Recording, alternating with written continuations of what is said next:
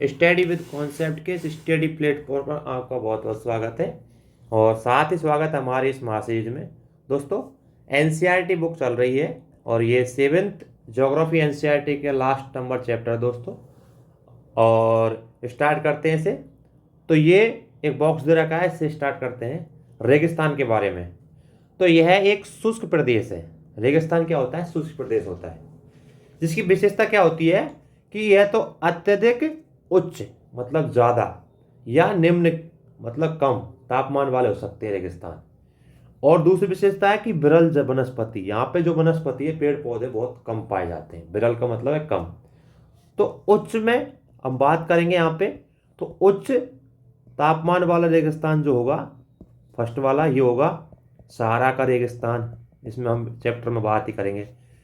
और निम्न तापमान वाला होगा जिसे हम ठंडा रेगिस्तान कहते हैं, वो होगा लद्दाख का रेगिस्तान। लद्दाख वाला रेगिस्तान जो है। तो दोस्तों यही बताया रेगिस्तान के बारे में। आगे बढ़ते हैं दोस्तों। अब देखो यहाँ पे दे रखा है कि जहाँ, ये पूरी थोड़ी बहुत कहानी दे रखी है तो वैसे नॉर्मल पढ़ लेनी है। यहाँ से देखो, जहाँ लोग अत्यधिक कष्टकारी तापमान में जीना सीख चुके हैं, रेगिस्तान की बात चल रही है। इसमें कुछ स्थान गर्म होते हैं, कुछ बर्फ की तरह ठंडे होते हैं। रेगिस्तान की बात चल रही है। कुछ तो क्या है, गर्म ज़्यादा होते हैं, कुछ ठंडे होते हैं। ये विश्व के रेगिस्तानी क्षेत्र हैं। इन क्षेत्रों में कम वर्षा। अब देखो रेगिस्तान की और विशेषता क्या क्या है, यहाँ आप देख लो। रेगिस्तान की पूरी विशेषता बता दूंगा आपको। कम वर्षा होती है, पहली क्या बात है यहाँ पे, कम वर्षा होती है। कम वर्षा होती है, ठीक है। दूसरी, विरल वनस्पति है, विरल वनस्पति है। तीसरी, चरम तापमान। चरम तापमान, चरम तापमान का मतलब है या तो ज्यादा तापमान या कम तापमान।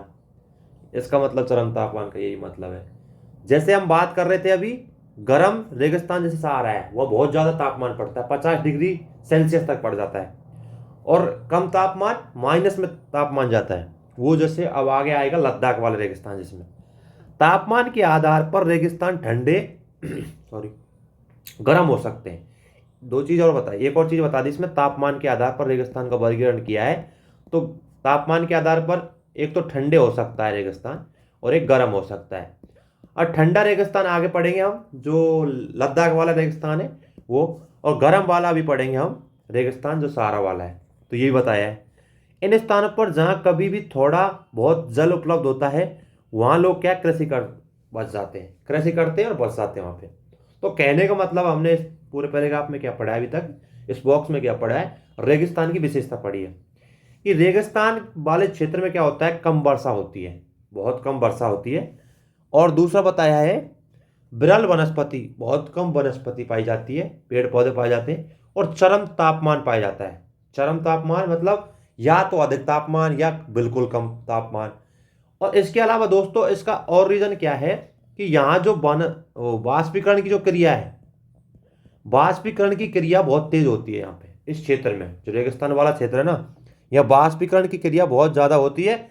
इसके अलावा यहाँ पे क्या है, जीवन, जो लोग जो रहते हैं, अधिवास, अधिवास जीवन कठिन होता है। लोग कम निवास करते हैं इन क्षेत्रों में, क्योंकि चरम तापमान की जो घटनाएं हैं यहाँ पे, इस वजह से नहीं हो पाता। इसके अलावा जलवायु जो परिस्थितियां हैं, वो भी लोगों को निवास करने में कठिनाइयां उत्पन्न करती हैं। तो ये चीज़ें आपको ध्यान रखना है, बस यही पढ़ना है इस पैराग्राफ में। अब आगे बढ़ते हैं दोस्तों।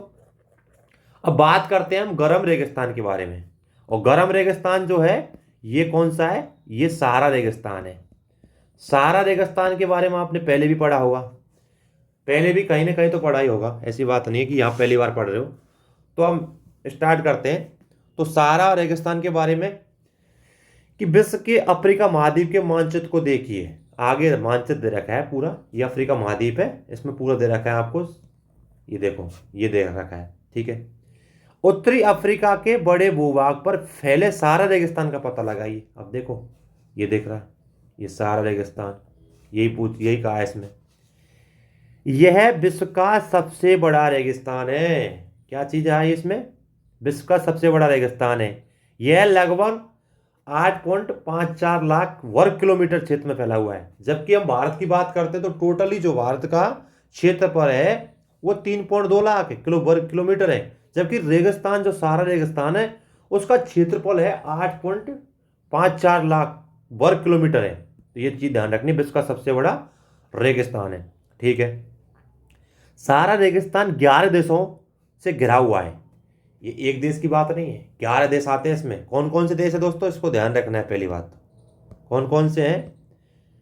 अल्जीरिया, चाड, मिस्र, लीबिया, माली, मोरितानिया, मोरक्को, नाइजर और सूडान, टूनेशिया और पश्चिमी सहारा। ये 11 देश हैं जो सहारा रेगिस्तान से घिरे हुए हैं। रेगिस्तान के बारे में सोचेंगे तो आपके मस्तिष्क में तुरंत रेत के दृश्य आते हैं। लेकिन जो सहारा रेगिस्तान है दोस्तों, ये मरुस्थल जो है बालू के विभिन्न परतों से ढका हुआ नहीं है, बल्कि ये बद्री के मैदान है। हम क्या सोचते हैं जब रेगिस्तान की बात करते हैं, जैसे हम थार के रेगिस्तान की बात कर ले हमारे राजस्थान में, तो क्या करते हैं, यहाँ पे क्या रेत बहुत ज्यादा होती है। लेकिन सहारा रेगिस्तान में ऐसा नहीं है, वहां पे बजरी के मैदान ज्यादा है और नग्न चट्टानी वाले उत्कलित पठार पाए जाते हैं। ये चट्टानी सतहें कुछ स्थानों पर 2500 मीटर से अधिक ऊंची भी होती हैं। ये बात बता दी।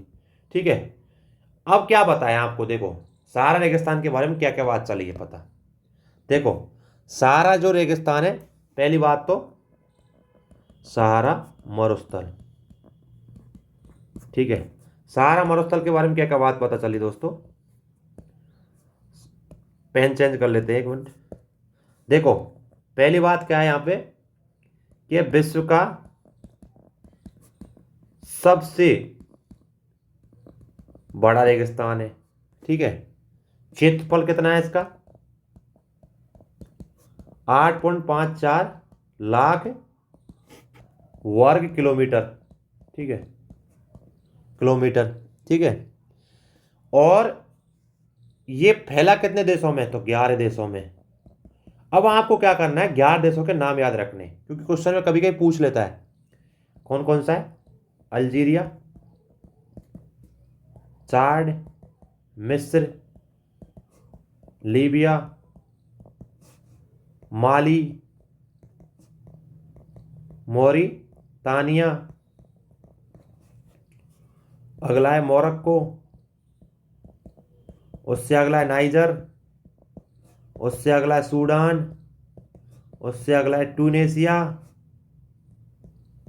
और उससे अगला दोस्तों पश्चिमी, उससे अगला कौन सा है, पश्चिमी सहारा।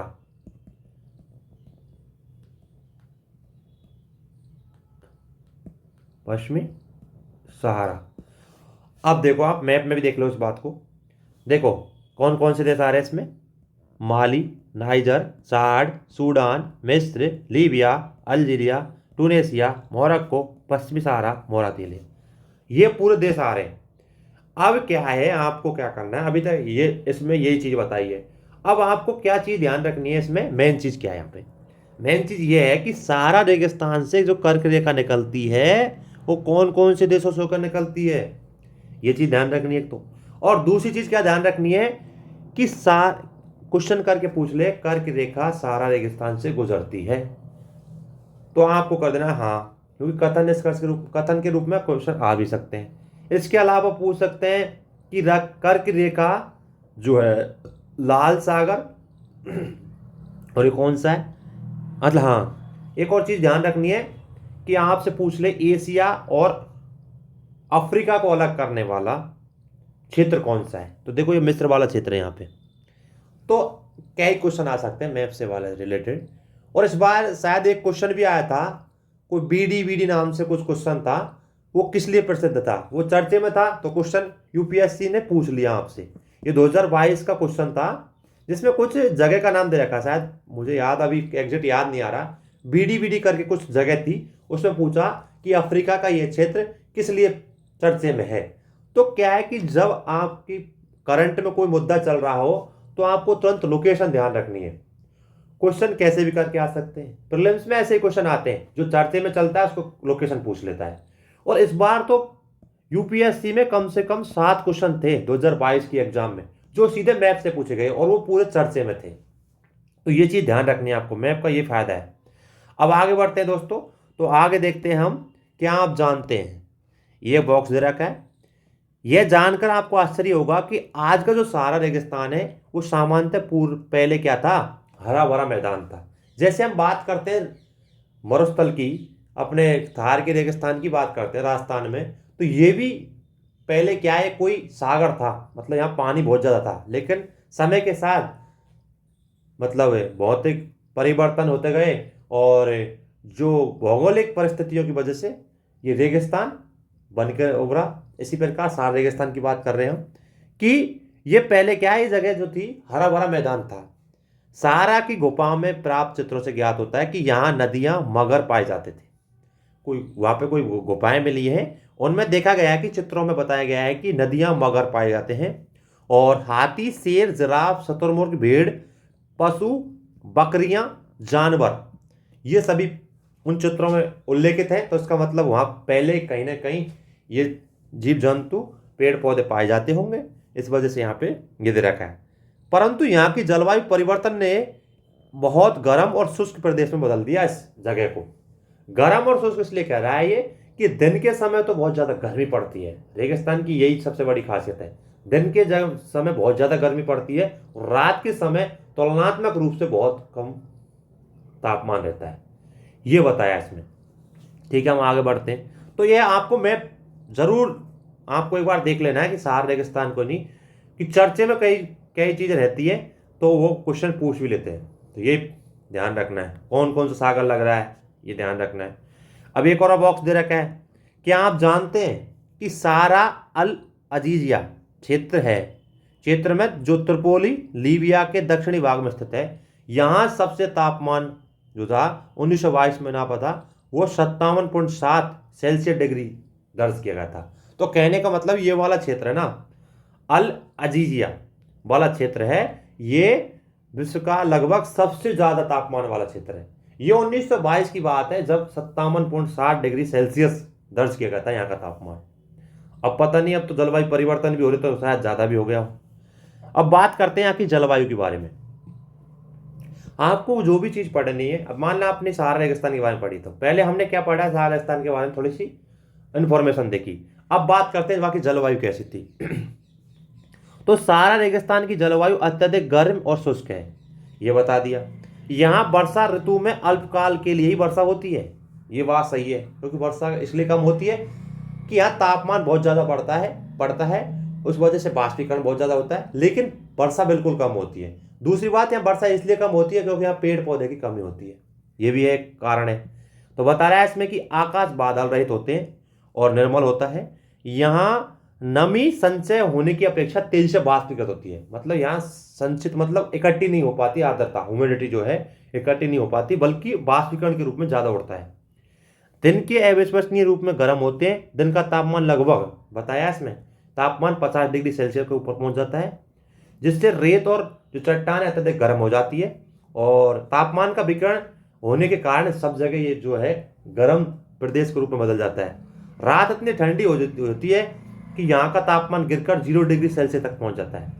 तो अब जलवायु के बारे में क्या देखा हमने, देखो जलवायु के बारे में देखा है, जलवायु के बारे में देखा है कि जलवायु एक तो अत्यधिक गर्म व शुष्क पाई जाती है इस क्षेत्र की, ठीक है। दूसरी जो वर्षा है, वर्षा ऋतु, तो ये अल्पकालिक होती है, बहुत कम समय के अल्पकालिक होती है, और औसतन वर्षा यहाँ 25 सेंटीमीटर एवरेज वर्षा है, औसतन वर्षा बोलते हैं इसे, इससे भी कम होती है वैसे यहाँ पे। और देखो दिन के समय तापमान बहुत ज़्यादा होता है, क्योंकि रात के समय बहुत कम होता है। तापमान की बात कर रहे हैं हम, देख लो। तो ये चीज़ बताइए इसमें, जलवायु बता दी कौन कौन जलवायु, अत्यधिक गर्म और शुष्क जलवायु है। अल्पकाल के लिए वर्षा होती है, 25 डिग्री सेल्सियस औसतन वर्षा होती है, दिन के समय तापमान अधिक होता है, रात के समय बिल्कुल कम होता है। तो ये चीज़ बता दी। अब बात करते हैं सहारा रेगिस्तान में वनस्पति जात और प्राणी जात के बारे में, मतलब यहाँ वनस्पति कौन सी पाई जाती है और जीव जंतु कौन कौन से पाए जाते हैं। तो सहारा रेगिस्तान की वनस्पतियों में कौन कौन सी वनस्पति है, आपसे क्वेश्चन करके पूछ भी ले सकता है, फैक्ट के रूप में पूछ सकता है कि सहारा रेगिस्तान में या फिर पूछ ले आपसे कि गर्म रेगिस्तान, जो अफ्रीका का गर्म रेगिस्तान है, सारा का नाम न देकर, उनमें कौन कौन सी वनस्पतियां पाई जाती हैं? कैक्टस, खजूर के पेड़, एकेसिया पाए जाते हैं। ये क्या है? वनस्पति है वहाँ की मतलब पेड़ पौधे हैं। यहाँ कुछ स्थान पर मरुदान, खजूर के पेड़ से घिरे हुए हरित द्वीप भी पाए जाते हैं। ये बता दिया। अब बात करते हैं जीव जंतु कौन कौन से पाए जाते हैं। जीव, ऊंट, लकड़, बग्गा, सियार, लोमड़ी, बिच्छू, सांपों की विभिन्न प्रजातियां, छिपकली यहाँ जीव जंतु पाई जाती है। फिर एक चीज और बताइए आपको बॉक्स में, क्या आप जानते हैं कि वैज्ञानिकों ने यहाँ पे क्या मछलियों के कंकाल भी पाए थे? इसके अनुसार क्या हो सकता है? कहने का मतलब है कि यहाँ इसका एक ही अंदाजा लगा सकता है कि मछलियों के कंकाल तो यहाँ शायद पहले समुद्र वगैरह होते होंगे, पहले यहाँ तालाब हुए होंगे, तभी तो यहाँ मछली के कंकाल पा रहे हैं, वैसे कहाँ पा रहे थे? तो ये चीज बताया इसमें। अब यहाँ के वनस्पति आपको क्या करना है, जैसे आपने वनस्पति जात और प्राणी जात पढ़ लिया, तो आपको ऐसे ध्यान रखने के लिए क्या करना है कि आपको क्या करना है कि कौन कौन से वो पाए जाते हैं। तो एक तो होता है कैक्टस, खजूर के पेड़, वनस्पति पाई जा रही है यहाँ पे। एकेसिया, ये तो वनस्पति पाई जा रही है। और इसके अलावा मरुदान, खजूर के पेड़ों से घिरे होते हैं, जिसके कारण क्या हरे भरे द्वीप पाए जाते हैं यहाँ पे लगभग। इसके अलावा बात किए गए हैं, इसके अलावा यहाँ के जीव जंतु बताए दिए आपको, ऊंट, लकड़, बग्गा, जो जो भी पाए जाते हैं। आगे बढ़ते हैं, अब यहाँ के लोगों की बात करते हैं और यहाँ की अर्थव्यवस्था का मतलब यहाँ के लोग किस प्रकार जीवन व्यतीत करते हैं अपना। इससे पहले हम बॉक्स को देख लेते हैं। बॉक्स में एक चीज दे रखी है, क्या दे रखा है कि जब रेत जो है पवन उड़ा ले जाती है, रेत को हवा उड़ा के ले जाती है, तो वहां गर्त बन जाते हैं, गड्ढे बन जाते हैं, ठीक है, जहां गर्त में भूमिगत जल सतह पर आ जाता है। अब क्या होता है, हवा चली, रेत के वो पहाड़ टाइप के वो निकल के दूसरी जगह चल जाते, तो वहाँ गर्त टाइप का बन जाता है। तो वहाँ क्या है, पानी की सतह पर आ जाता है वो, तो वहाँ गड्ढे टाइप हो जाते हैं, तो पानी की सतह आ जाता है। तो वहाँ मरुद्यान बनते हैं। तो वहाँ क्या है, मरुद्यान बनते हैं, और ये बहुत ही उपजाऊ होते हैं मरुद्यान जो होते हैं। लोग इनके आसपास जीवन निवास करते हैं और खजूर के पेड़ तथा अन्य फसल उगाते हैं। तो कहने का मतलब यह है, रेगिस्तान में खजूर के पेड़ कहाँ उगते हैं? तो ये कारण क्या है कि जैसे मान लो हवा चली, तो रेत की जो टीले होते हैं, बजरी के जो भी टीले होते हैं, एक स्थान से दूसरे स्थान पर पहुंच जाते हैं। तो क्या गर्त जो जिस स्थान से वो टीले गए हैं उस स्थान पर गर्त टाइप का बन जाता है। तो वहां क्या, पानी की सतह नजदीक आ जाती है, पानी की मात्रा पाई जाती है उस जगह, तो उसकी वजह से मरुद्यान होते हैं। और उन्हीं की वजह से वहां पर खजूर के पेड़ों की जो खेती वगैरह जो होती है, उनकी वजह से होती है। कभी कभी मरुद्यान असामान्य रूप से बड़े भी हो जाते हैं, जैसे मोरक्को के टेफिलालेट मरुद्यान ऐसा ही है। तो यही बात बताया, कभी कभी क्या बड़े हो जाते हैं, ऐसे नहीं छोटे आकार में, बड़े आकार में। जैसे मोरक्को का टेफिलालेट मरुद्यान है, एक ऐसे विशाल मरुद्यान है जो 13,000 वर्ग किलोमीटर क्षेत्र में फैला हुआ है। तो ऐसी बात नहीं है कि वहां पेड़ पौधे बिल्कुल ही नहीं होते हैं। वो किसकी वजह से होते ज्यादातर है, वो होते हैं मरुद्यान की वजह से। कारण क्या होता है कि वहां से जो मिट्टी दूसरी जगह गई, वहां गर्त बन जाते हैं, जिसकी वजह से पानी की सतह की वजह से पानी ऊपर आ जाता है, जिसकी वजह से उस क्षेत्र में मरुद्यान उत्पन्न हो जाते हैं। तो ये चीज बताइए। और इसमें एग्जाम्पल क्या बताया है, सबसे बड़ा जो है वो एग्जाम्पल है मोरक्को का। मोरक्को में टेफिलालेट मरुद्यान है, जो लगभग 13,000 वर्ग किलोमीटर के क्षेत्र में फैला हुआ है, ये बताया। अब बात करते हैं लोगों की, वहां के लोग कैसे निवास करते हैं, क्या उनकी वो क्या बोलते हैं, जीविका के साधन क्या क्या है। तो सारा रेगिस्तान की कष्टदायी जलवायु, ये बिल्कुल सही है, कष्टदायी जलवायु है, क्योंकि बहुत ज्यादा गर्मी पड़ती है, रात में बहुत ज्यादा ठंड पड़ती है, मतलब कम तापमान पहुंच जाता है। विभिन्न समुदाय के लोग रहते हैं। अब यहाँ कौन कौन से लोग रहते हैं, तो इसमें दे रखा है बेदुई और तुआरेग शामिल है। इन लोगों में कौन कौन से लोग शामिल है, बेदुई और तुआरेग शामिल है। और इसमें सबसे बड़ी बात क्या है, यहाँ चलवासी जनजाति वाले लोग रहते हैं, जो बकरी, भेड़, ऊंट और घोड़े पशुधन पालते हैं। इन पशुओं से इन लोगों को दूध मिलता है। अब इन पशु से क्या क्या मिलता है, तो यहाँ देखो पशुपालन की घटनाएं हो रही है यहाँ पे, सीधी सी बात है। अब इन पशुओं से क्या निकालते हैं, दूध निकालते हैं। उनकी खाल से ये क्या करते हैं, जूते, बोतल, पानी की बोतल बनाते हैं। तो इनका क्या है, एक प्रकार से आर्थिक क्रियाकलाप हो रहा है उनकी वजह से, पशुधन की वजह से आर्थिक क्रियाकलाप में भागीदार बन रहे हैं और वो इनकम का स्रोत भी बन रहा है। पशुओं के बालों का उपयोग चटाई, कालीन, कपड़े और कंबल बनाने के लिए भी किया जाता है। धूल भरी आंधियां एवं गर्म वायु से बचने के लिए भारी इनको क्या वस्त्र पहनने होते हैं, क्योंकि आंधी टाइप की वहाँ आंधी चलती है, जिसकी वजह से क्या धूल एकदम से बहुत स्पीड में आती है, जिसकी वजह से क्या है ये लोग क्या करते हैं, वस्त्र ज़्यादा पहनते हैं।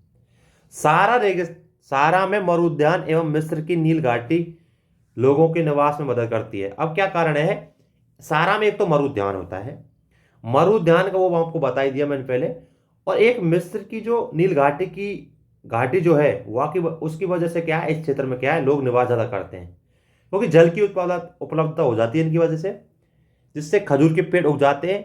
इसके अलावा यहाँ पर चावल, गेहूँ, सेम जैसी फसलें भी उगाई जाती है। ऐसी बात नहीं है कि यहाँ पे और कुछ नहीं उगाया जाता है, फसलें भी उगाई जाती है क्योंकि पानी की मात्रा हो जाती है। मिस्र में उगाई जाने वाली कपास की जो पूरे विश्व में प्रसिद्ध है, कपास जो है मिस्र का सबसे ज़्यादा प्रसिद्ध है।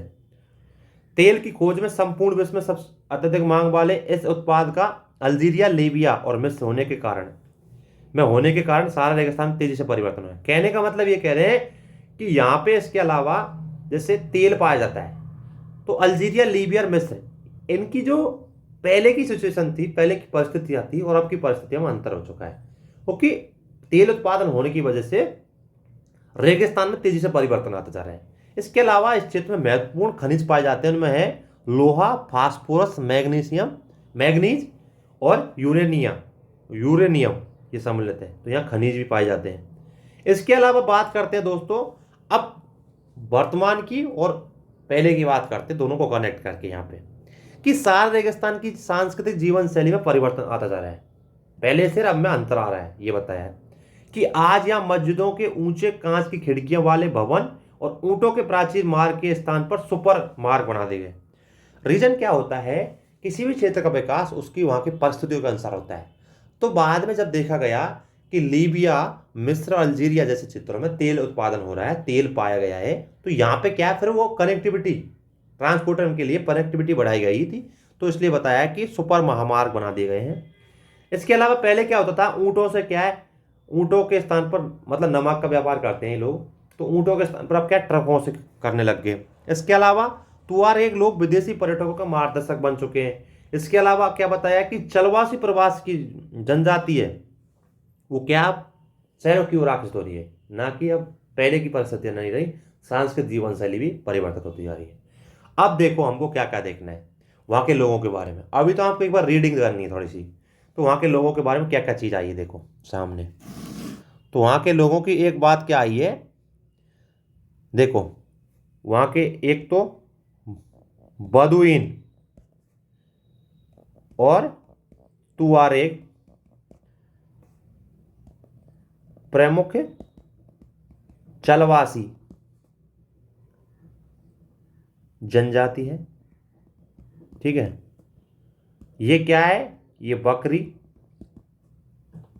भेड़, ऊंट, घोड़े पालते हैं, ठीक है। इसके अलावा कृषि में क्या करते हैं, कृषि में ये लोग खजूर, चावल, गेहूं, जौ, सेम और कपास करते हैं। खनिज में क्या चीज़ है यहाँ पे, तो खनिज में दोस्तों क्या क्या चीज़ है, खनिज में है लोहा, फास्फोरस, मैग्नीज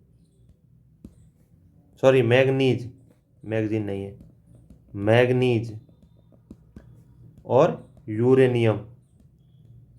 इसके अलावा यहाँ पे क्या है, तेल भी पाया जाता है जो कहाँ का पाया जाता है तेल, अल्जीरिया, लीबिया और मिस्र में।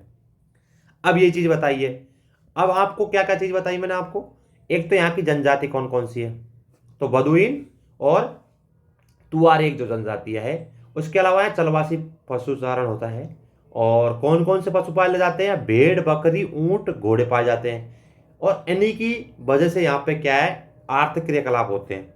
इसके अलावा यहाँ पे खनिज तेल खनिज चीज़ें कौन कौन सी पाई जाती है, तो लोहा पाया जाता है, फास्फोरस पाया जाता है, मैग्नीज पाया जाता है और यूरेनियम पाया जाता है इसके अलावा कृषि में खजूर, चावल, गेहूं, जौ, सेम, कपास जैसी फसलें उगाई जाती है, यही बताया।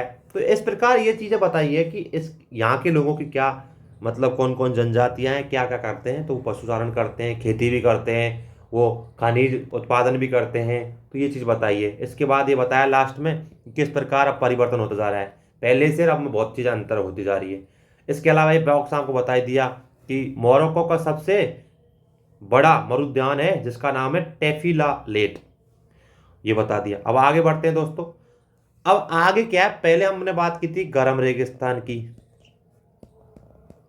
या मरुस्थल की, कौन सा था, सहारा मरुस्थल जो था।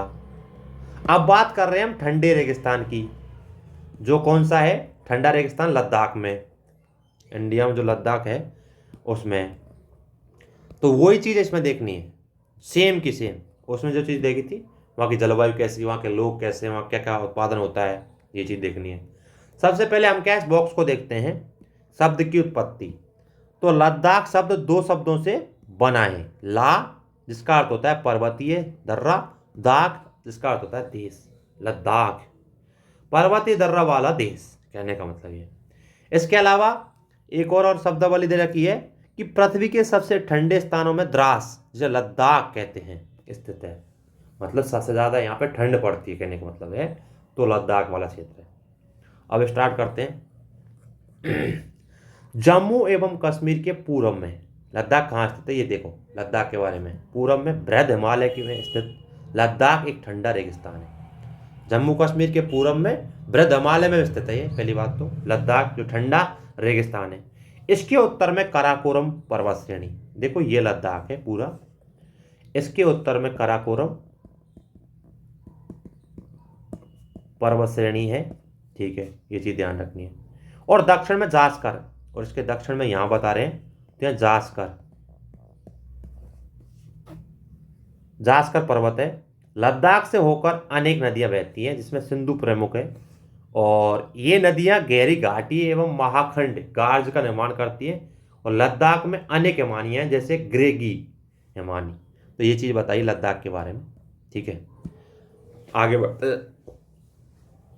आगे स्टार्ट करते हैं कि लद्दाख की ऊंचाई करगिल से लगभग 3000 मीटर से लेकर काराकोरम में 8000 तक से भी अधिक है। ऐसी बात नहीं है, इसमें ऊंचाई वाले भी क्षेत्र हैं। और ऊंचाई अधिक होने के कारण यहाँ पर जलवायु अत्यधिक शीतल और शुष्क है। अब यह जलवायु के बारे में बता दिया, कौन सी जलवायु पाई जाती है, अत्यधिक शीतल और शुष्क जलवायु पाई जाती है। इस ऊंचाई पर वायु परत पतली होने के कारण सूर्य की गर्मी की अत्यधिक तीव्रता महसूस होती है, और ग्रीष्म ऋतु में तापमान 0 डिग्री से कुछ ही अधिक होता है। कहने का मतलब यह तापमान ज्यादा नहीं बढ़ता, 0 डिग्री से थोड़ा बहुत अधिक होता है। और रात के समय तापमान की बात करें तो ये -30 डिग्री पहुंच जाता है। और शीत ऋतु की बात करें तो ये कम से कम -40 डिग्री तक पहुंच जाता है। तो ये चीज़ बताइए। और दूसरी बात यहाँ पे क्या बताया कि वर्षा बहुत कम होती है इस क्षेत्र में। तो हिमालय के वृष्टि छाया क्षेत्र में स्थित है ये लद्दाख जो है, वर्षा बहुत कम होती है। तो एक चीज़ आपको ध्यान रखनी है कि वृष्टि छाया क्षेत्र क्या होता है। तो इंडिया में कई जगह हैं जहाँ पर वृष्टि छाया क्षेत्र पाया जाता है। साउथ में बात करते हैं तो तमिलनाडु ये केरल वाला या तमिलनाडु वाला जो एरिया है उसमें एक जगह तो वर्षा ज़्यादा हो रही है, पश्चिमी घाट पूर्वी घाटों में, लेकिन बीच वाला क्षेत्र है वहाँ वर्षा बिल्कुल कम होती है। इसी प्रकार हम बात कर सकते हैं, महाराष्ट्र की बात कर सकते हैं। तो मुंबई में, महाराष्ट्र में वर्षा बहुत ज़्यादा होती है, ठीक ठाक वर्षा होती है। लेकिन हम जब औरंगाबाद की बात करते हैं तो वृष्टि वाला छाया क्षेत्र है, या फिर मराठावाड़ा की बात करते हैं तो वह वृष्टि वाला छाया क्षेत्र है, तो वहाँ पर वर्षा बहुत कम होती है। तो उसी प्रकार बताया यहाँ पे कि जो लद्दाख है इस क्षेत्र में वर्षा बहुत कम होती है। रीजन क्या है कि ये हिमालय का वृष्टि छाया क्षेत्र है, यहाँ पर क्या है बरसात बहुत कम होती है, और यही बताया है। अब बात करते हैं दोस्तों, बताया क्या है कि 10 सेंटीमीटर की प्रति वर्षा होती है, प्रति वर्ष केवल 10 सेंटीमीटर के समथिंग की वर्षा होती है। और यह क्षेत्र बर्फीली हवाओं एवं तेज जलने वाले सूर्य ताप का अनुभव भी कराता है। यहाँ पे हवाएं चलती है तो ठंडी हवा भी चलती है और तेज सूर्य का तापमान भी पड़ता है, दोनों का अनुभव कराता है। तो ये चीज़ बताइए। बाकी ये चीज़ तो नॉर्मल चीज़ बता दी। अब देखो दोस्तों, इसके अलावा स्कोर पढ़ लेते हैं थोड़ा सा। क्या आप जानते हैं कि लद्दाख को खा पा चांद भी कहते हैं, जिसका अर्थ होता है हिमभूमि। मतलब यहाँ पे ज़्यादा क्या बर्फीला क्षेत्र पाया जाता है, जिसकी वजह से कहते हैं हिमभूमि। अब दोस्तों देखो, हमने क्या चीज देखी है लद्दाख के बारे में, रेगिस्तान के बारे में, क्या क्या देखें। देखो,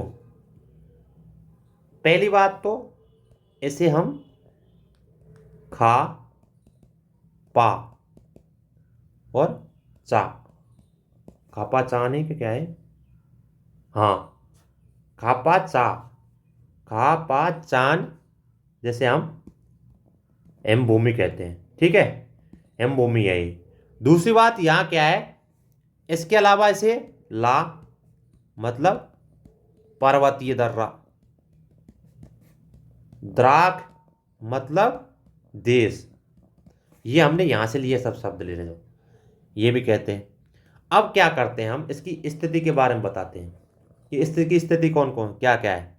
तो देखो, ये बृहद हिमालय में स्थित है जो लद्दाख है, ठीक है। यहाँ उत्तर में क्या है, काराकोरम पर्वत श्रेणी पाई जाती है इसके उत्तर में, ठीक है। और दक्षिण में कौन सी, जास्कर श्रेणी पाई जाती है, ये बता दिया। इसके अलावा यहाँ नदी कौन सी पाई जाती है, तो नदी सबसे महत्वपूर्ण नदी है सिंधु, उसके बाद सलोक। और हिमानी कौन सी पाई जाती है, हिमानी की हम बात करें तो ग्रेगी हिमानी पाई जाती है, ठीक है। ये पूरी चीज इसमें दे रखी है, वही हमने लिखा है कि बृहद हिमालय में स्थित है और उत्तर में काराकोरम पर्वत श्रेणी है और दक्षिण में जास्कर है। नदी कौन सी है, सिंधु और सलोक। हिमानी कौन सी है, ग्रेगी हिमानी, ठीक है। ये चीज आपको बता भी दी, ठीक है। इसके अलावा दोस्तों हम क्या बात कर रही थी, इसमें हमने बात की थी यहाँ की जलवायु के बारे में, ठीक है। तो मेन चीज यहाँ की जलवायु भी है, तो ऐसे आपको लिख लेना है थोड़ा याद करने के लिए। तो अत्यधिक शीतल एवं शुष्क जलवायु पाई जाती है, पहली बात तो यहाँ लिखा भी है, देख लो ये, ठीक है। इसके अलावा वर्षा बहुत कम होती है यहाँ पे, लगभग 10 सेंटीमीटर औसतन वर्षा है, ठीक है। रीजन क्या है, रीजन है हिमालय का वृष्टि छाया क्षेत्र होना, इसकी वजह से सबसे ज्यादा कम बरसात होती है इस क्षेत्र में। तो ये जो भी चीज हमने पढ़ी है वो आपको बता दी कि किस प्रकार की जलवायु पाई जाती है और ये कहाँ अवस्थित है और कौन कौन सी नदियां बहती है, क्या क्या चीज़ है यहाँ पे। तो ये चीज़ आपको ध्यान भी रखनी दोस्तों, वो क्वेश्चन में फैक्ट करके क्वेश्चन पूछ लेगा कि लद्दाख के उत्तर में काराकोरम श्रेणी पाई जाती है और दक्षिण में जास्कर श्रेणी आती है, तो ऐसे कथन करके दे देगा। तो आपको उस चीज़ में ध्यान रखना है कि अच्छा लद्दाख था, तो आपको जैसे मैप दे रखा है तो काराकोरम जास्कर, अच्छा तुम आपको याद आ जाएगा, ठीक है। फिर आपसे पूछ लेगा लद्दाख क्षेत्र में सलोक सिंधु नदी बहती है, तो आपको ध्यान आना चाहिए तुरंत ही। ऐसी चीजें ध्यान रखनी दोस्तों। अब बात करते हैं, एक और बॉक्स दे रखा है कि चीरू और तिब्बती एंटीलोप एक विलुप्त प्राय जीव है, तो लद्दाख क्षेत्र में पाया जाता है। देखो कितना अच्छा फैक्ट है, ये चीरू और तिब्बती एंटीलोप विलुप्त जीव है जिसका शिकार सातूत नामक इसके ऊन के लिए किया जाता है। और ये ऊन कितनी मतलब बिल्कुल हल्की और गर्म ज्यादा होती है, तो इसके लिए इसका शिकार किया जाता है, लिए विलुप्त होता जा रहा है जीव। अब बात करते हैं यहाँ की वनस्पति जात और प्राणी जात, यहाँ पर कौन कौन सी वनस्पति पाई जाती है, कौन कौन से जीव जंतु पाए जाते हैं। तो यहाँ उच्च शुष्कता के कारण वनस्पति विरल होती है। शुष्कता मतलब यहाँ तापमान कम होने के कारण वनस्पति बिल्कुल कम विरल होती है, कम होती है। यहाँ जानवरों को चरने के लिए कहीं कहीं पर घास और छोटी झाड़ियां मिलती हैं। और घाटी में सरपत, बिलो या पिलौर ये उपवन देखे जाते हैं। ग्रीष्म ऋतु में सेब, ग्रीष्म ऋतु की बात करें तो सेब, खुबानी, अखरोट जैसे पल्लवित पेड़ पल्लवित होते हैं, मतलब हरे भरे होते हैं। लद्दाख के पक्षियों के विभिन्न प्रकार की प्रजातियां नजर आती है, जिसमें राविन, रेड स्टार्ट, तिब्बती इनोकॉक, स्नोकॉक, रेवेन, हुप जैसे सामान्य पक्षी पाए जाते हैं। और इनमें कुछ प्रवासी पक्षी भी होते हैं। लद्दाख में पशुओं में जंगली बकरी, जंगली भेड़, याक, विशेष रूप से कुत्ते भी पाए जाते हैं। इन पशुओं का क्या करते हैं ये लोग, दूध, मांस और खाल के लिए पालते हैं। याक का दूध पनीर और मक्खन के लिए बना जाता है। और भेड़ बकरियों के बालों का उपयोग ऊनी वस्त्रों को बनाने के लिए किया जाता है। तो कहने का मतलब यह है कौन कौन सी वनस्पति, कौन कौन से जीव जंतु पाए जाते हैं। देखो बात करते हैं हम, तो यहाँ वनस्पति में छोटी घास पे झाड़ियाँ पाई जाती है, ये हमको बता भी दिया। ठीक है, इसके अलावा दोस्तों घाटी में क्या होता है, घाटी में सरपत, जिसे हम बिलो कहते हैं, सरपत बिलो, इस लकड़ी का उपयोग क्रिकेट के बल्ले के लिए किया जाता है, ये ध्यान रखना है, आगे दे भी रखा है। और इसके अलावा ग्रीष्म ऋतु में क्या है, सेब, सुखानी, अखरूट जैसे पेड़ पल्लवित होते हैं। तो ये चीज़ आपको ध्यान रखनी है। ठीक है, आगे बात करते हैं दोस्तों, ये चीज़ आपको बता दी। आगे बात करते हैं जीव जंतु कौन कौन से पाए जाते हैं। जीव जंतु, उनका नाम यहाँ दे भी रखा है, वैसी बात नहीं है। जीव जंतु कौन कौन से पाए जाते हैं दोस्तों, तो ये पाया जाता है राविन, तिब्बती स्नोकॉक, स्नोकॉक के बाद है रेवेन, उसके बाद है हूप, उसके बाद प्रमुख पक्षी पाए जाते, ये तो प्रमुख पक्षी हैं। और जीव जंतु में जंगली बकरी, स्नो लेपर्ड, याक, ये सब वो पाए जाते हैं। तो कहने का मतलब जीव जंतु के बारे में बता दिया, वहाँ के पक्षियों के बारे में बता दिया, और वहाँ के कौन कौन सी जलवायु क्षेत्र कौन कौन सा है, मतलब जलवायु कौन सी पाई जाती है वो भी बता दिए। ये पूरे इसमें बता दिया। प्राणी जात कौन सा है वो बता दिया। अब वहाँ के लोगों की बात करते हैं। इससे पहले इस बॉक्स को भी देख लेते हैं दोबारा दोस्तों, कि क्रिकेट का सबसे अच्छा बल्ला सरपत बिलो पेड़ की लकड़ी से बना जाता है, और वो कौन क्षेत्र में पाया जाता है, लद्दाख वाले क्षेत्र में पाया जाता है। ये चीज़ आपको ध्यान रखनी है। अब दोस्तों, अब क्या लोग और वहाँ की अर्थव्यवस्था या वहाँ के आर्थिक क्रियाकलाप के बारे में देख लेते हैं हम। लोग, क्या आप लद्दाख या तिब्बत के मध्य एशियाई के निवासियों के बीच में कोई समानता पाते हैं? यहाँ से क्वेश्चन करके पूछ रहा है। यहाँ के लोग या तो मुसलमान है या बौद्ध है। इन दोनों में बताया कि तिब्बत के लोग और मध्य एशियाई के लोग क्या है, या तो मुसलमान है या फिर बौद्ध लोग हैं। अब बात करते हैं, आगे बढ़ते हैं। तो लद्दाख क्षेत्र में अनेक बौद्ध मठ परंपरागत रूप से गोपा के साथ विस्तृत है। कुछ प्रमुख मठ कौन कौन सी है, हेमिस, तक्से, से, लायायुरु। तो कहने का मतलब है क्या बोलते हैं, लद्दाख वाले क्षेत्र में जो मठ पाई जाती है उनका ध्यान रखना है, नाम हेमिस, तिक्से, से, लामायुरु। और उनमें चित्र दे रखा है ये थमसे, तिक्से वाली मठ का। ठीक है, ग्रीष्म ऋतु में यहाँ पर निवासी क्या करते हैं, जौ, आलू, मटर, सेम और सलगम की खेती करते हैं। तो कृषि में क्या करते हैं, ये खेती की बात है, कृषि की बात है। ठीक है, क्या क्या करते हैं, जौ, आलू, मटर, सेम और सलगम। ठीक है, शीत ऋतु में जलवायु इतनी कठिन मतलब कष्टदायी होती है कि ये लोग क्या करते हैं, अपने को व्यस्त रखने के लिए अनुष्ठान और उत्सव का उपयोग करते हैं। यहाँ सबसे बड़ी बात क्या है, यहाँ की जो महिलाएं होती हैं वो बहुत परिश्रमी होती हैं। घर एवं खेत के काम नहीं करती, बल्कि छोटे व्यवसाय दुकान भी संभालती हैं। ऐसी बात नहीं है घर तक ही सीमित रहती हैं, ऐसी बात नहीं, ये क्या है, दुकानों को संभालती हैं। इसके अलावा दोस्तों, लद्दाख की जो राजधानी है ले, उस सड़क एवं वायु मार्ग की भलीभांति जोड़ी हुई है। राष्ट्रीय राजमार्ग 1A ले को जोजिला दर्रा से जोड़ता है और कश्मीरी घाट से जोड़ता है, कश्मीरी घाटी से जोड़ता है। तो ये भी चीज़ ध्यान रखनी है। अब बात आगे की बात करते हैं दोस्तों, थोड़ा सा और है, फिर आपको दोबारा इनके बारे में और बताएंगे थोड़ा सा। यहाँ का क्रियाकलाप क्या है, तो यहाँ का क्रियाकलाप मुख्य तौर पर पर्यटन है, क्योंकि लोग यहाँ देश विदेश के लोग आते हैं पर्यटन के लिए, तो इनका मेन चीज़ यहाँ की जो इनकम का स्रोत यही है। और गोपा दर्शन, घास के मैदान, हिमनदों की सैर कराते हैं ये लोग। उत्सव और अनुष्ठान को देखने के लिए यहाँ पर्यटन आकर्षण होते हैं। लेकिन समय के साथ आधुनिकीकरण की वजह से यहाँ पे अब धीरे धीरे चेंज होता जा रहा है। वो जैसे सहारा रेगिस्तान की हमने बात की थी कि आधुनिकीकरण के फलस्वरूप यहाँ के जनजीवन में परिवर्तन हो रहा है। लेकिन लद्दाख के लोग शताब्दियों से प्रकृति के साथ समन्वय एवं संतुलन बनाए रख सीखा है।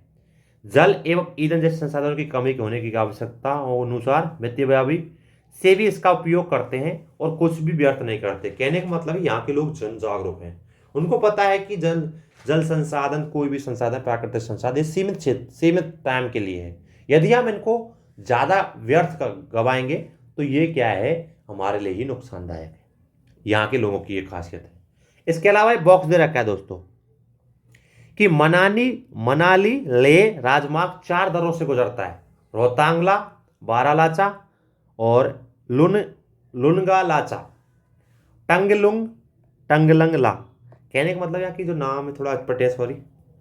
यहाँ के राजमार्ग केवल जुलाई से सितंबर के लिए खुलते हैं, जब बर्फ मार्ग से हटा दिया जाता है। तो यहाँ की विशेषता है कि राजमार्ग तो बना दिए लेकिन यहाँ बर्फ बहुत ज़्यादा जमती है। तो ये लोग क्या करते हैं कि जुलाई से सितंबर के लोग भी जुलाई से सितंबर के टाइम पर ये इनको खोलते हैं, इस राजमार्ग। तो इसमें क्या चीज़ दे रखा है वहाँ के लोगों के बारे में, तो देखो इसमें क्या क्या दे रखा है लोगों के बारे में और वहाँ की अर्थव्यवस्था के बारे में। तो एक तो वहाँ के लोग जो है अधिकांश लोग जो है या तो मुस्लिम है, ठीक है, या बौद्ध है, ठीक है। और वहाँ क्या है, प्रसिद्ध मठ है। कौन कौन सी मठ है प्रसिद्ध मठ, ये नाम दे रखा है, देख लो, इनको ध्यान रख लेना है आपको बस। हेमिस, उसके बाद दोस्तों थिकसे जो अभी दे रखा है ये वाला, उसके बाद उसके बाद लामा यारू, ये वहाँ की प्रसिद्ध मठ है। इसके अलावा वहाँ कृषि क्या की जाती है, कृषि में क्या क्या किया जाता है, तो खेती में जौ,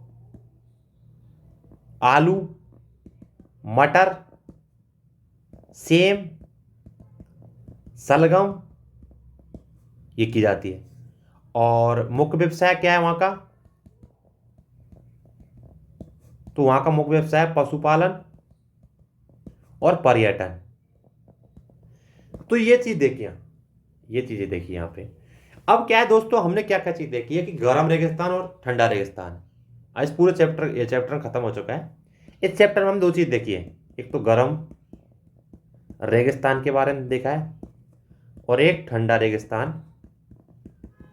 और इसमें एक एक रेगिस्तान का नाम बताया। देखो गर्म में जैसे सहारा मरुस्थल, और ठंडे में लद्दाख वाला जो अभी हमने पढ़ा है अभी जस्ट पहले अभी। इसमें क्या क्या चीज देखी है, इसमें वहां की जलवायु और उस क्षेत्र की अवस्थिति, स्थिति कौन कौन सी है, कौन सी जगह पाई जाती है, लोग, उनका जीवन यापन,